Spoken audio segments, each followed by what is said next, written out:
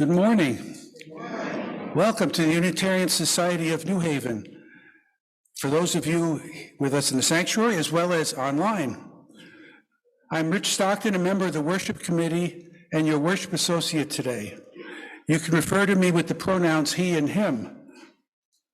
We open with Pamela Miller, who will talk about Connect as an example of loved or living our values every day.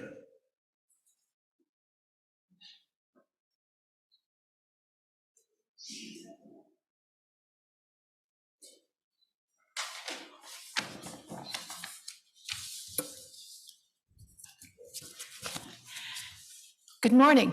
I'm Pam Miller, a member of the Connect Core team, along with Roy and Kenny.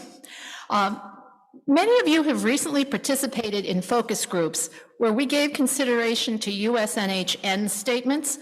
One of those ends says that the people of USNH, together and in solidarity with our partners, seek to build the beloved community in our congregation and beyond. This afternoon, we have an opportunity to participate in an event that falls in that category. The Connect 2023 Kickoff Assembly will be held at Bridgeport Islamic Community Center, 703 State Street in Bridgeport at 3:30 p.m. You're welcome to attend in person, via Zoom, and possibly on Facebook Live. That wasn't settled the last time I looked. A number of key state senators and representatives will be there to engage with us on priority issues that Connect has identified from House meetings and one-on-one meetings. The same issues were brought to the candidates for governor, treasurer, and secretary of state in October. They are clean slate implementation, mental health crisis centers, and full and fair funding for education. We will be getting updates on this year's legislative session that is now going on. USNH members have been active participants in Connect activities over the last several years. At the October Candidates Assembly, we were among the top congregations by number of attendees. We have committed to have at least 30 USNH members attend the assembly in person or online. Today's meeting will provide more opportunities for you to reach out to others beyond our USNH community. An email reminder about the assembly was sent out yesterday with a link for registration. That link will also be in the chat on Zoom. You can register in person or at bit.ly/kickoffaction. This meeting should be interesting whether you are a frequent Connect attendee or new to the organization. Please join us. Thank you.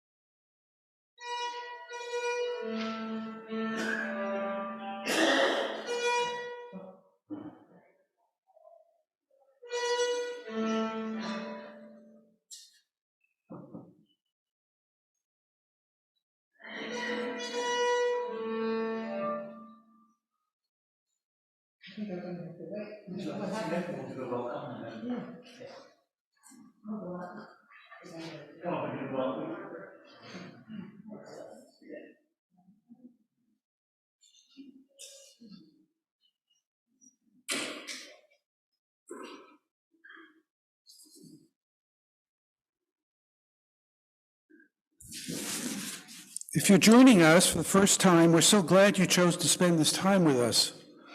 We are a diverse, multi-generational faith community that inspires lives of compassion and generosity, nurtures spiritual growth, cultivates transformative connections, and creates a more just world. All people are inherently worthy. And newcomers, please stop by the welcome table if you haven't already. You can also contact us by email at membership@usnh.org, or you can go to our website, usnh.org, to find out more about us.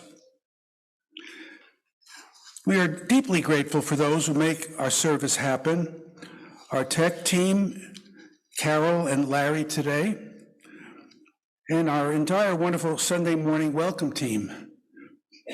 And then there are our music people, Christopher, Bill, and Barbara. Some announcements. Our minister, Reverend Linda Susan, is leaving us, as most of you know.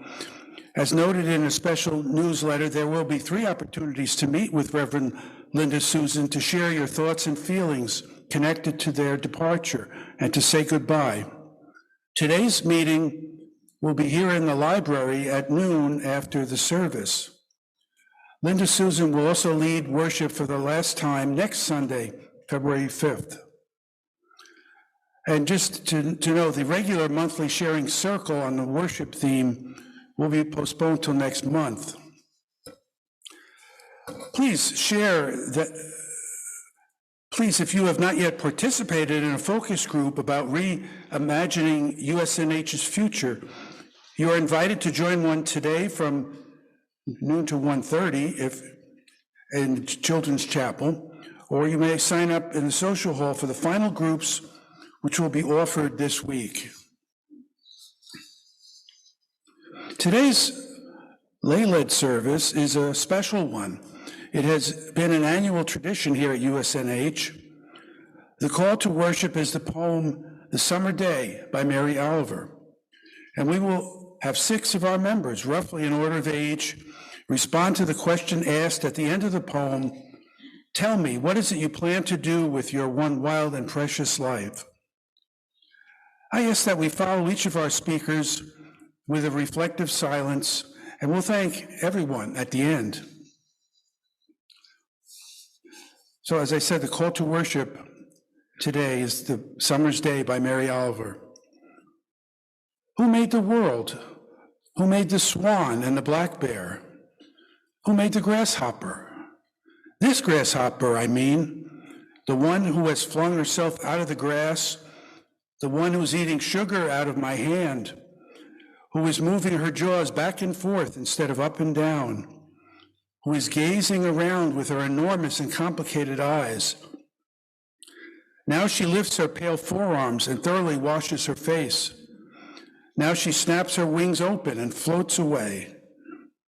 I don't know exactly what a prayer is. I do know how to pay attention, how to fall down into the grass, how to kneel down in the grass, how to be idle and blessed, how to stroll through the fields, which is what I've been doing all day. Tell me, what else should I have done? Doesn't everything die at last and too soon? Tell me, what is it you plan to do with your one wild and precious life?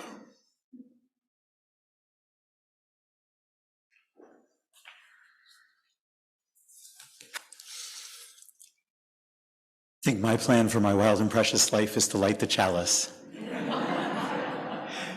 So as James and Elsa come down here and join us to light our chalice, I offer words by Eric Walker Wickstrom.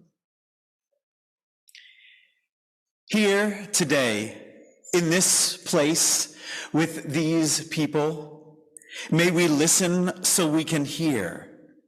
May we hear so we can feel. May we feel so we can know.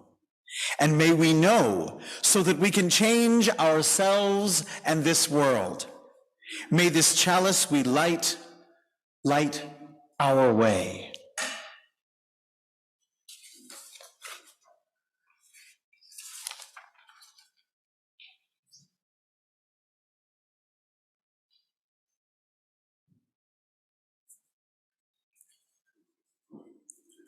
Covenant. Covenant lies at the center of how Unitarian Universalists gather in community.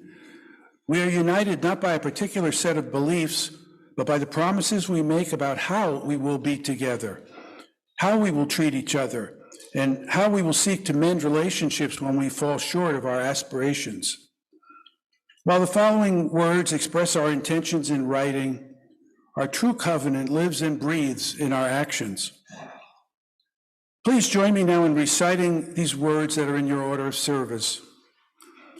We covenant together to create and nurture a culture of respect and kindness, and to engage in spiritual and everyday practice of loving more generously. To this end, we will strive to be open to differences, listen deeply, use kind language, speak of truths, work with conflict, and seek humor and joy.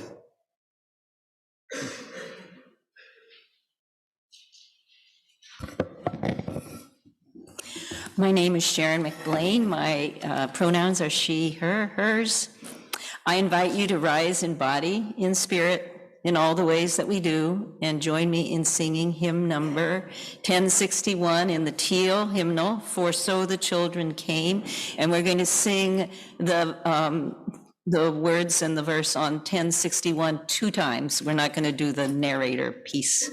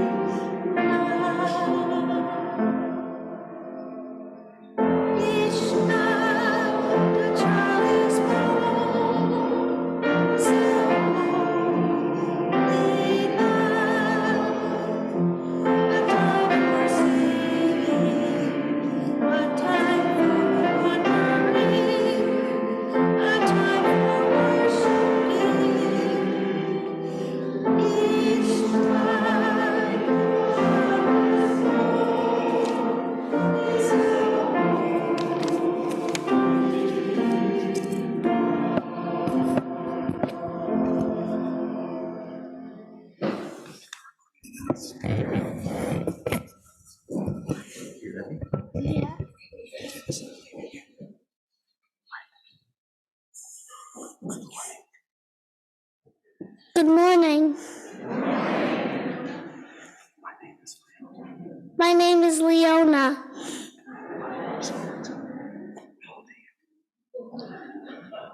5 years old. Say it into the mic. And I'm 5 years old.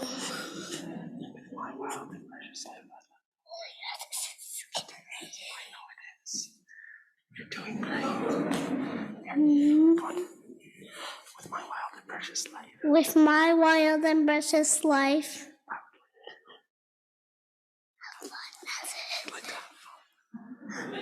I would like to have fun. And eat. And eat. Yes. I would like 300 pets. Okay. I would like 300 pets. 300 pets. I would like to wait for my birthday. I would like to live at 300. What? Yeah, you said it, not me. I would like to live 300 years. Bounce in every trampoline park.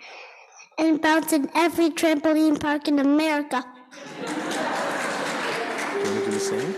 Yes. Now I'd like to share some. Musical. Go ahead.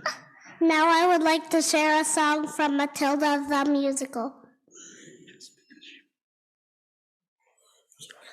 You know how we... You want me to sing it with you? Yeah. Just because you find that life's not fair, it doesn't mean that you just have to grin and bear it. If you always take it from the chin and wear it, you might as well be saying you think that it's okay, and that's not right. And if it's not right, you have to put it right. To the end, you got it. But nobody else is gonna put it right for me. Nobody but me is gonna change my story. Sometimes you have to be a little bit naughty. Say thank you. You're wonderful. Say thank you. Say thank you. Thank you. Thank you.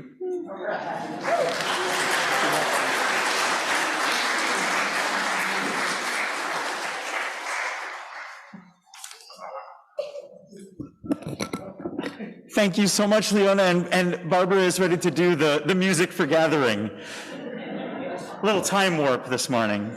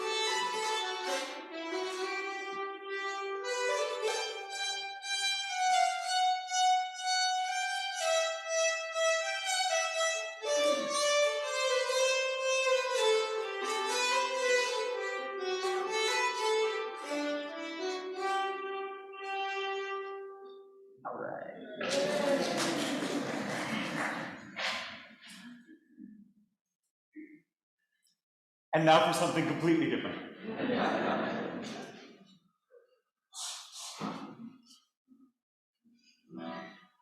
As a transition from Leona's reflection to our next speaker, David Liss, we offer a song by Carlos Santana. The chorus is printed in your order of service, and as you get it, it repeats a lot. So as you get it, feel free to sing along. We'll be doing only the Spanish version.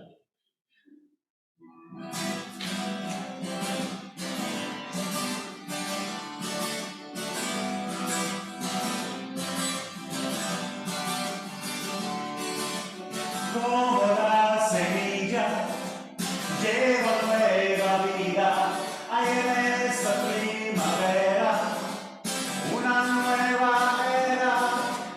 Como la semilla lleva nueva vida, hay en esta primavera una nueva era.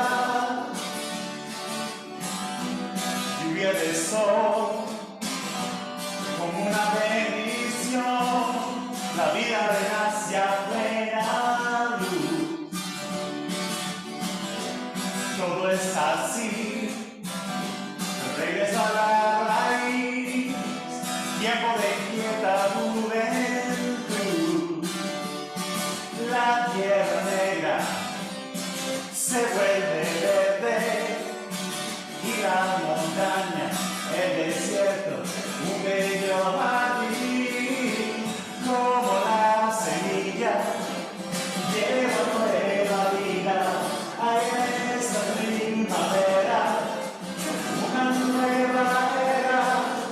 Como la semilla lleva nueva vida, hay en esta primavera una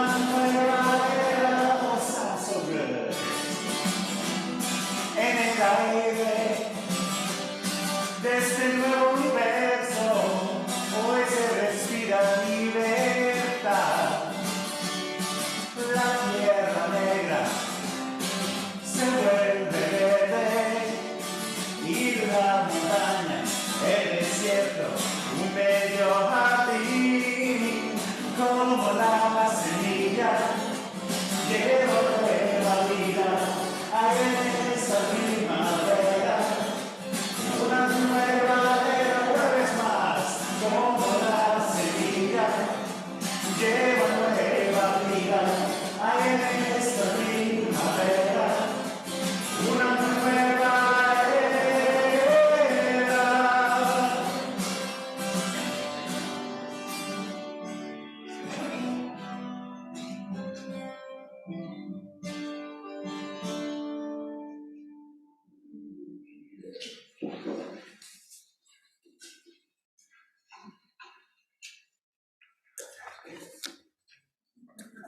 Do you want me to take the steps through? Yeah, this is probably not a good idea.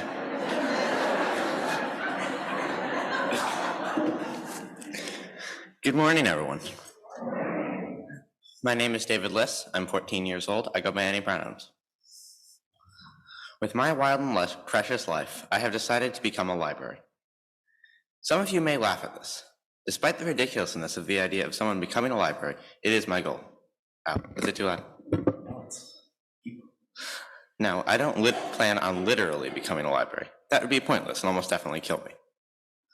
But I want to be an archive of my and other people's lives, skills, and dreams. Things I think may be useful and things I know never will be.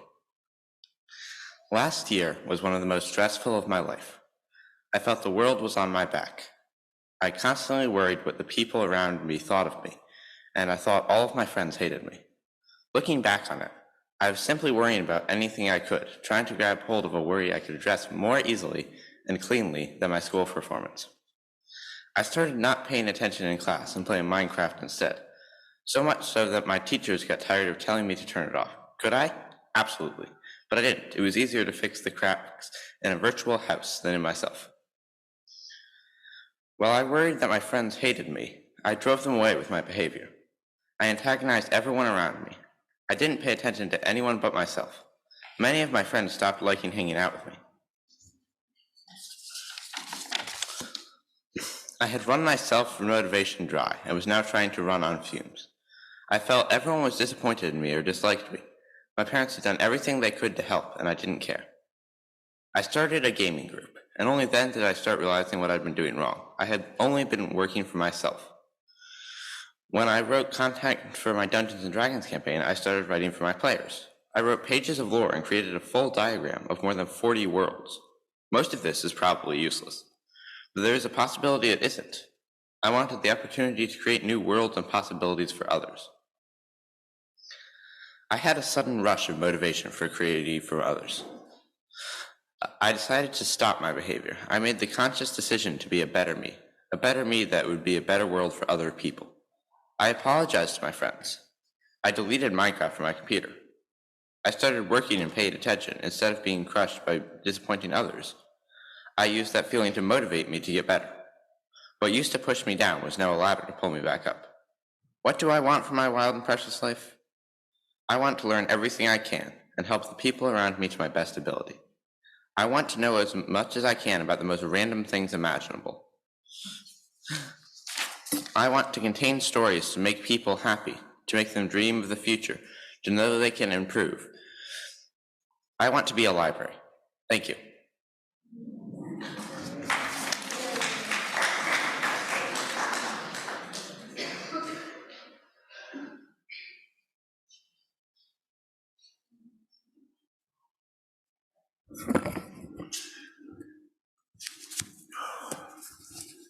I now invite you to join me in holding in our hearts the joy and sorrow of those in our community, closing your eyes and going inward if you are comfortable doing so. Some of our joys shine more brightly as others reflect our delight, and some of our burdens are made lighter as others help us to carry them. We learned of the passing of former USNH member Julie Nelson on Sunday, January 15th, of ovarian cancer. Julie lived a life of dignity and considerable grace, often in the face of very difficult circumstances, maintaining a positive outlook to the very end. She was grateful for the care she received at Yale New Haven Hospital, for the friends who loved and supported her. She will be greatly missed. Bernie Hall reports that her husband Gordon spent the last week in the hospital with several health concerns, but has been released to have hospice care at home. Best wishes and cards would be most appreciated. For all the joys and sorrows, both large and small, both spoken and unspoken, we bear witness, and we give thanks for this community of care. Let us hold silence together.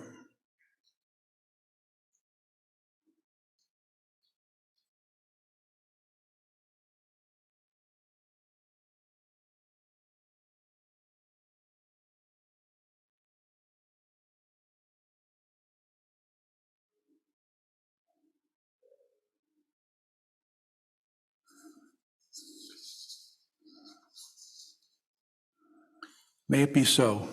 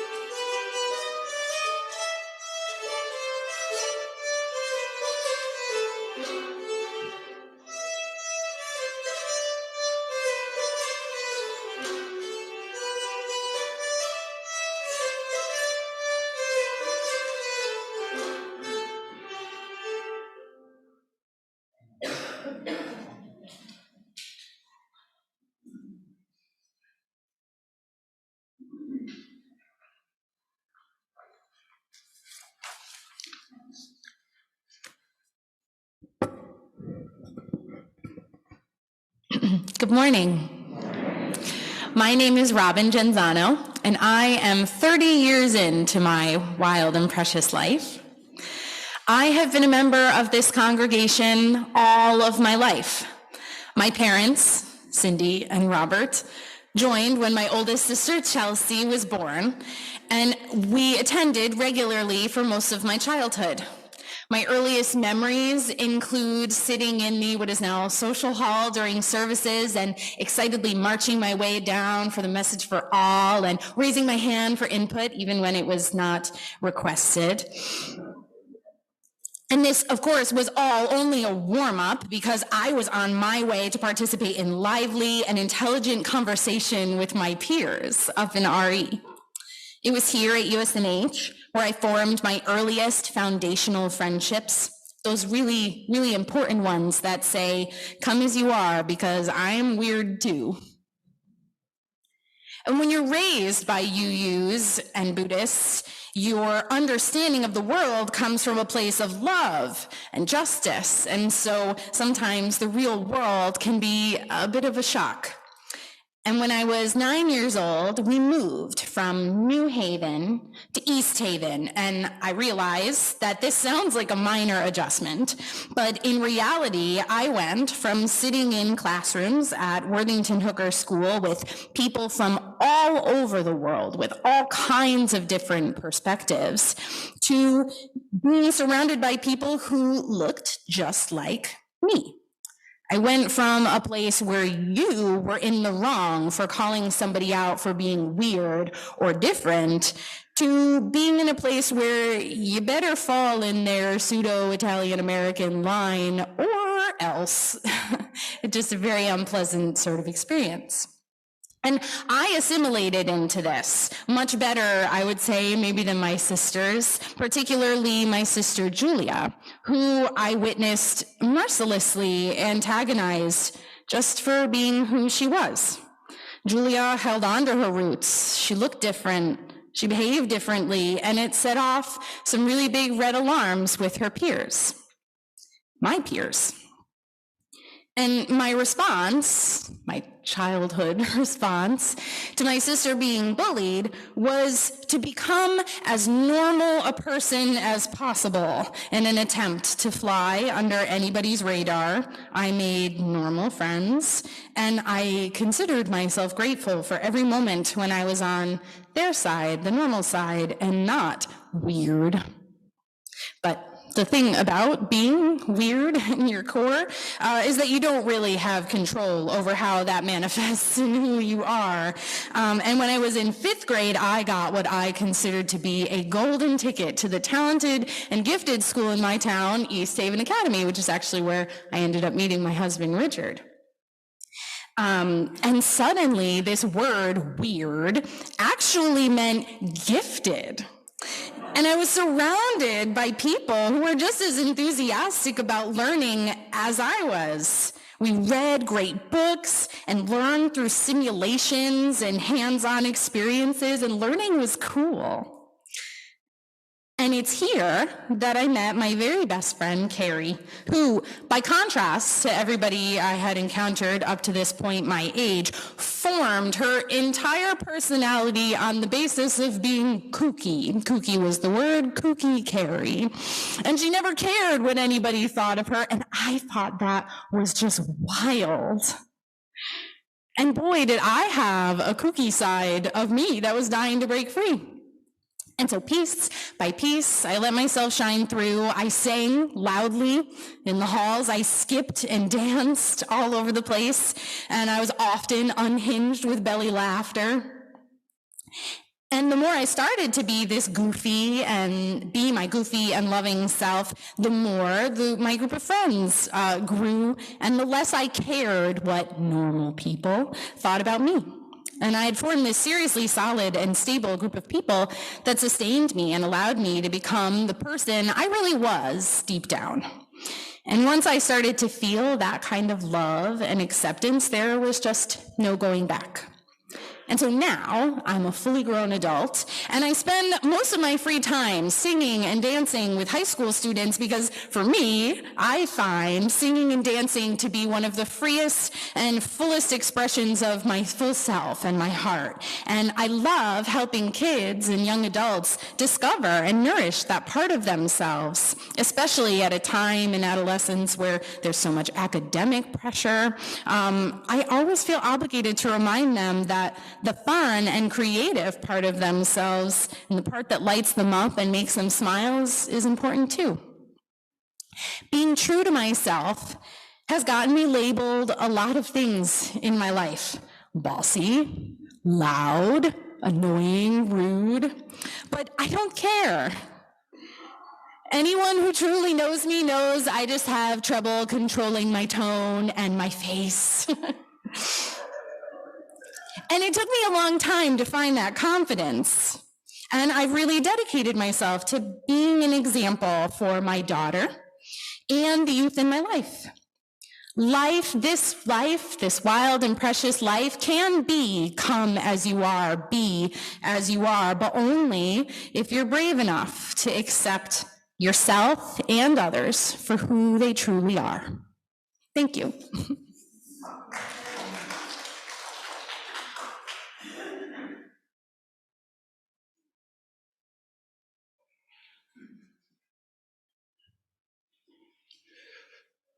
We have so much to be grateful for, and we have so much to offer to each other.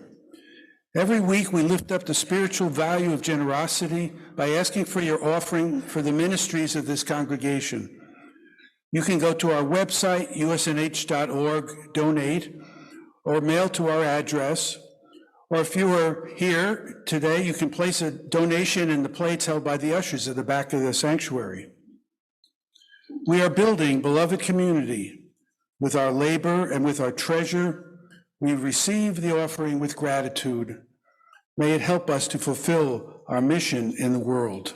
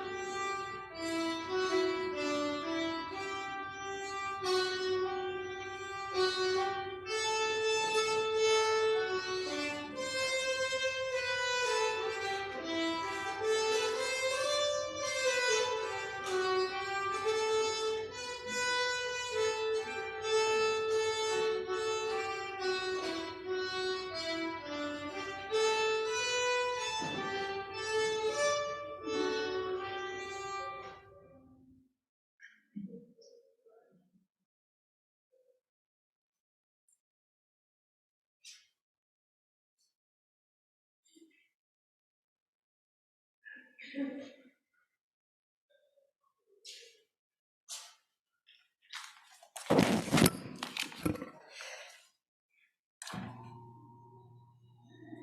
know, every one of you just wants to be here to try that out, don't you? It's a neat little switch. Good morning. I'm Jane Copes, and I'm terrified. But I brought another poem to read. It's a Mary Oliver poem, and here's how it starts. I know you never intended to be in this world, but you're in it all the same. So why not get started immediately? I mean, belonging to it. There's so much to admire, to weep over, and to write music or poems about. Bless the feet that take you to and fro. Bless the eyes and the listening ears. Bless the tongue, the marvel of taste. Bless touching. You could live 100 years. It's happened, or not.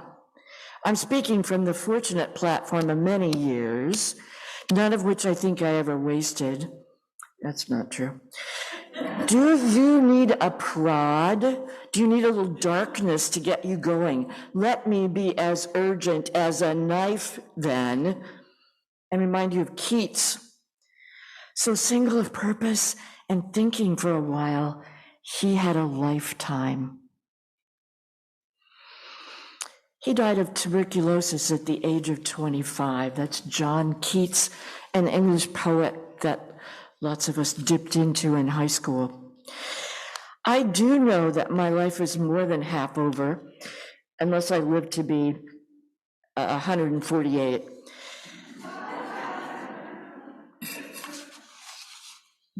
The beginning of this project, the beginning of this poem by Mary Oliver speaks of a plan. What is this plan?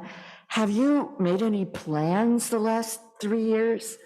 Have you been able to do that? I remember working in industry, those evaluations.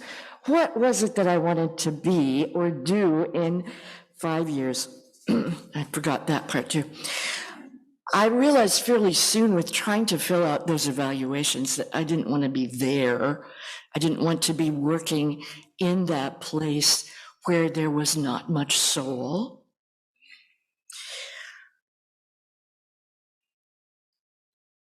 Another theme today is trying to figure out how to speak about living with cancer. I think I had a way to figure out how to do that without crying, but I had the most amazing news this week, and so I have another few months of not having to worry about that. And that's pretty amazing to have been on my knees and have some good news this week. I have ovarian cancer. People die from this. I remember the denial of thinking, well, they mixed up the blood samples. Or how do you know it's not benign? Well, normal cells don't grow that way, for one thing. So with a life-threatening illness and a pretty aggressive therapy, I think that puts the idea of planning on hold for quite a while. I'd like to say just a little bit about a couple of things that I knew about before I learned to read. I had my hands in the dirt before I could read for sure. I was gardening with my mother.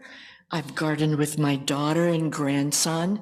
My sister, my Uncle Bob, both of my grandmothers had their hands in the dirt in lots of different ways. And I think it's pretty amazing to be able to do that here too. I also found last month hearing about finding a center.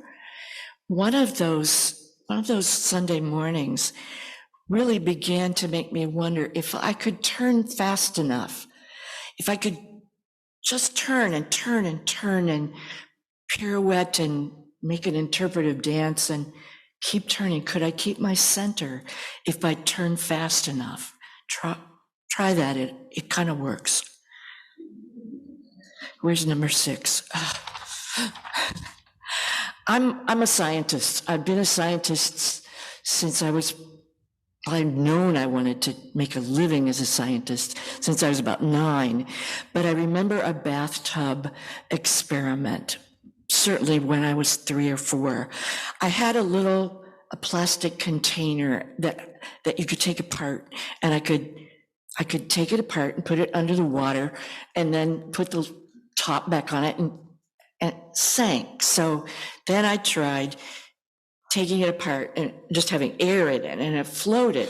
And then I tried pulling that bubble of air down below the water and then opening it up. And it was a great experiment. And I loved it. I loved collecting rocks. I really loved learning the names of compounds. I had really helpful teachers in high school and college, and I endured graduate school. And I thought I would be a college teacher all of my life.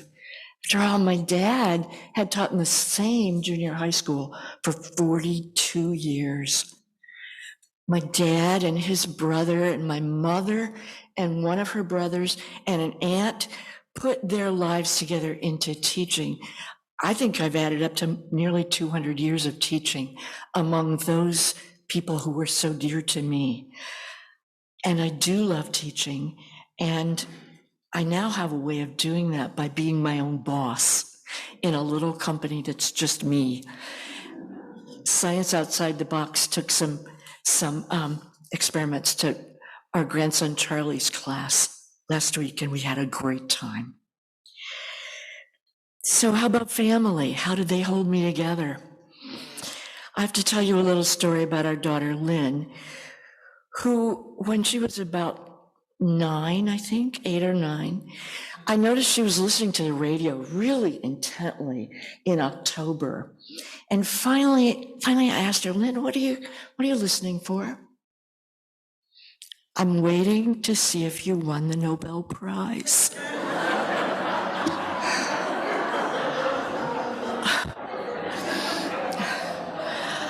I have to tell you, that was about the time when I realized I wouldn't. And that wasn't funny. It just wasn't. Moving to Connecticut about 6 years ago has changed our lives more than most other things that we have done. And now I have 10 hens who are named for the women in the Harry Potter world. I have 10 hens who are about to start laying again because the sun will come out again. Jesse, are your hens laying again? Okay. Did I understand the egg prices this year? Yes, I did. Very well. You will wish I'm done, right? Only a couple more things. I'm from a very tiny town in central Illinois. Because my parents were teachers, we talked about their students at the dinner table, but we were also admonished not to carry that conversation any farther. My parents also did not allow us to go into the voting booth with them. It was a kind that had a curtain that came open and shut. And we weren't allowed to know who they voted for, although we did, because a lot of other people in our little tiny town would not have appreciated that. My grandparents were something like merchants.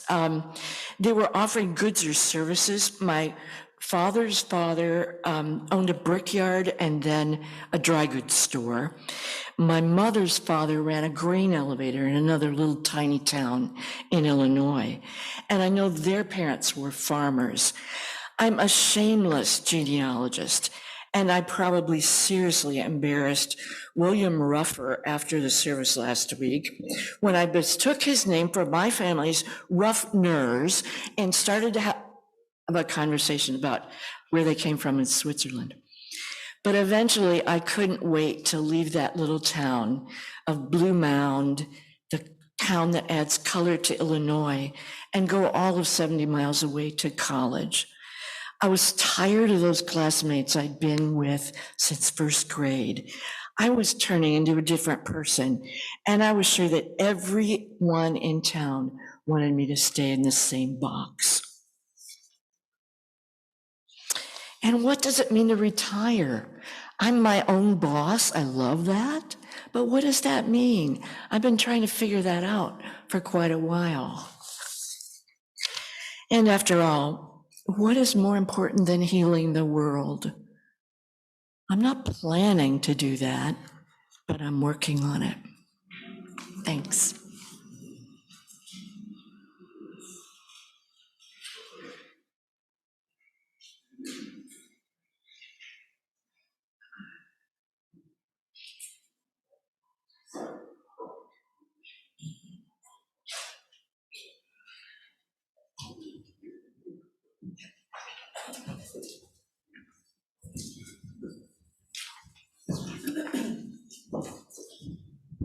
Good morning. I'm Christopher Grundy, the Director of Music at USNH, and this morning we share with you a piece by David Schaefer in memory of David Schaefer.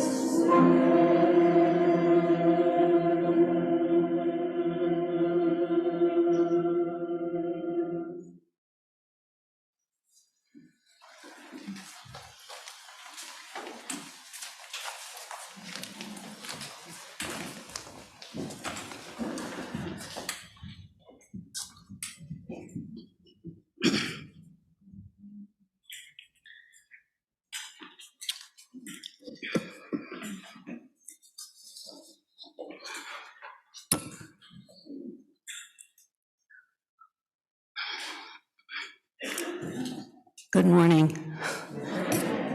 My name is Linda Pollack, and on my last birthday, I turned 82. As I reflect on what will I do with my one wild and precious life, in many ways, I have already had it. Wild was never how I would describe myself. I was always a bit shy, scared, reticent, and certainly not a risk taker. The most exciting thing I did in my youth was being member of a singing trio we called the Three Bad Cowhands. and I have a picture.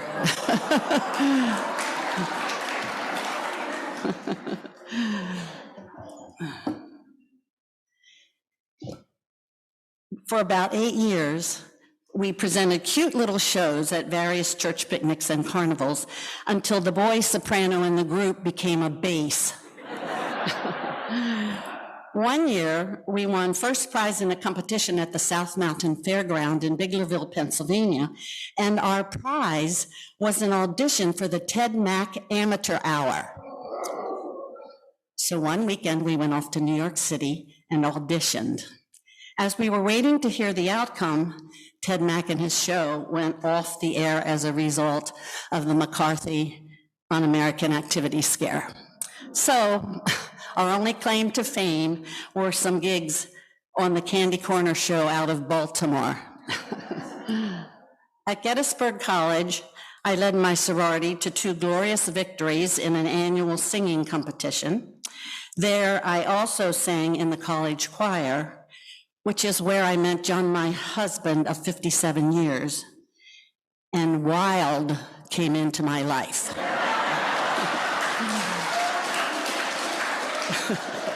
I didn't realize it was wild at the time, but it was. Precious. It was all around me from birth. I had whooping cough when I was 3 months old, and my mother was sure I wouldn't make it. I was always referred to as poor little Linda after that. And often I was excused from chores, which my older brother and sister had to cover. Precious. I had a large family, 2 brothers and a sister. My mother was the youngest of 12, my father the oldest of 5, so you can imagine the cousins by the dozens. Precious. My weekly involvement in the Christian church we attended, called St. Bartholomew's, where I sang from age 5 in all the various choirs. And when I got competent enough on the piano, I was invited to accompany those choirs. My family had a musical gene which allows us to play and sing songs by ear or without music. My mother's 6 brothers were given a baritone horn as a gift when they were little, and each one learned to play it. Later, they moved on to other brass instruments and soon had a little German band, which played locally, and they never had music lessons. Precious. My sister and I got to take both piano and organ lessons, and I'm grateful to this day for my mother allowing me to practice the piano instead of washing dishes after lunch most days. Precious. John and I married in 1964 and soon became parents to 3 sons. We started with twins and had the third 17 months later. That was wild. On return visits to my family in Pennsylvania with the kids in tow, all of them, my relatives often said to me, "Linda, you have 4 boys." John was the activist. He marched in Selma and joined other peace marches. He attended scientific meetings all over the world, and sometimes I went with him. Locally, he helped with Waverly here at USNH, taught Sunday school, and sang in the choir. I remained close to home with the kids, teaching elementary school music and directing the choirs here at USNH for 45 years.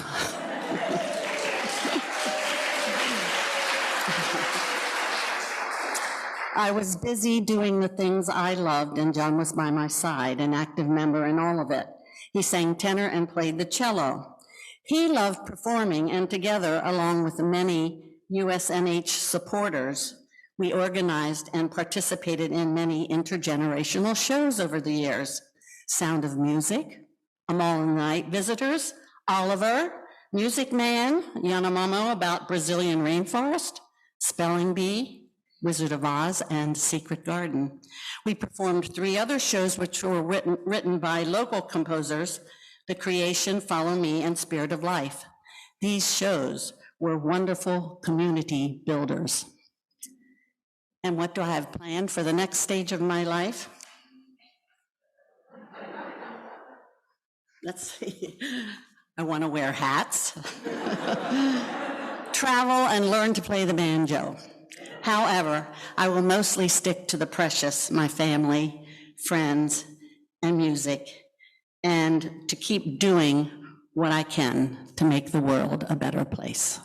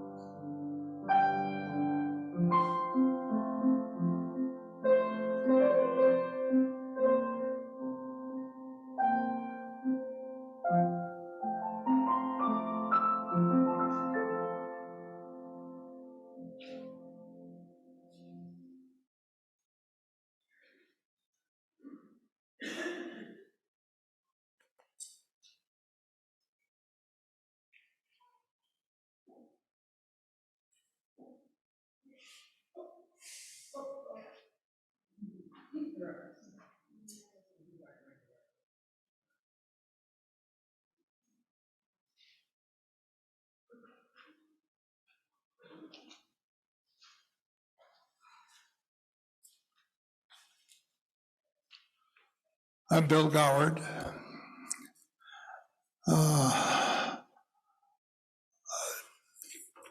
To let you know how long I've stood in front of this microphone, a little bit, I was president of the congregation in 1973, 72, 73. And it's only fair that you should ask about what's with the hat. The gods that give hair took mine back all of a sudden during 1 week, and nobody can explain it, and everybody keeps saying, well, be patient, it will grow back. So I'm patient, and I wear the hat because it keeps my head warm. There's a service called Chatbot that will write anything you ask. So I tried it.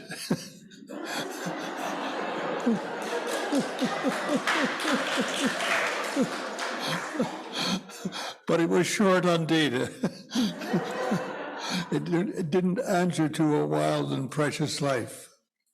So I had to do it all by myself. Wild is pretty hard to do when you reach 95 years. So enough of wild. I'll pass that by. Precious is easier because there are so few years of that left. I already have more than my share. I've already had more than my share, and that's for sure. We have given some service to USNH, we meaning Helene and I, and received much in return. My lifetime partner, Helene, left by COVID in 2020. I miss her terribly. We talk, yes, it's magic, Every morning when I wake up, we talk. Helene and I raised 5 children, 5 great-grandchildren, 5 children, 5 grandchildren, and 5 great-grandchildren. 2 of the grandchildren live in California, so we were not able to watch them grow up. But good news, 3, all under 4, are now close by. We and I will watch these little miracles grow into people. Sloan, Eloise, and Daxon. Me, I live alone now with my aging Tigger 2, my cat, and a grandson shares the house with me, but he works so much I see him very often, but he does keep an eye on me just in case. Also precious is to keep taking care of myself, with all that entails when you're 95 and live alone. Groceries, cooking, cleaning house, keeping track of all the medical people and their pills and my pacemaker that have helped bring me this far.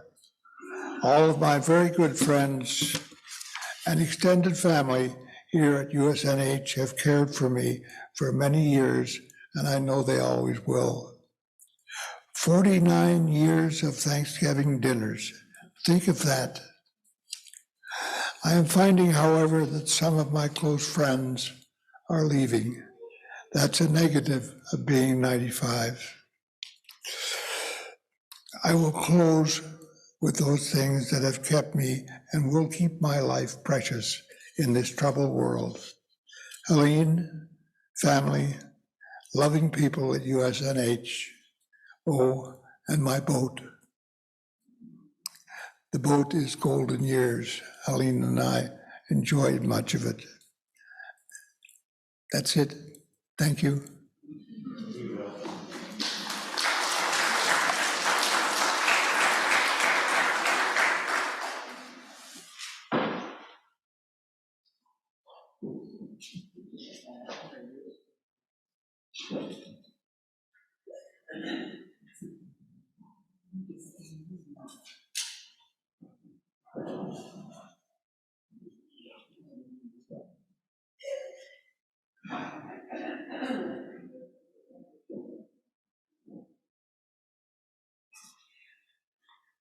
I almost forgot my job. I invite you to rise in body, in spirit, and in all the ways that we do. And join me in singing hymn number 57 in the gray hymnal, All Beautiful, the March of Days.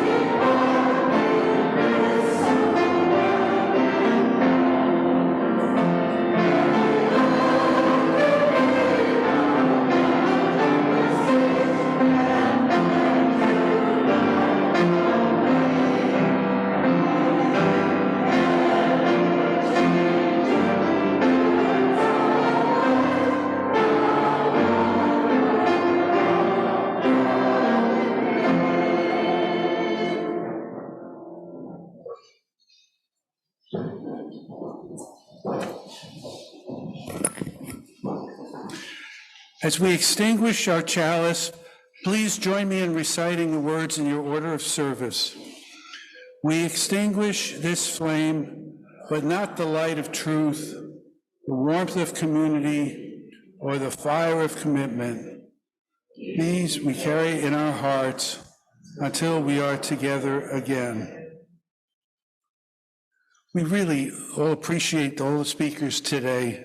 Thank you for sharing such deep and personal subject. And let's give them all a round of applause.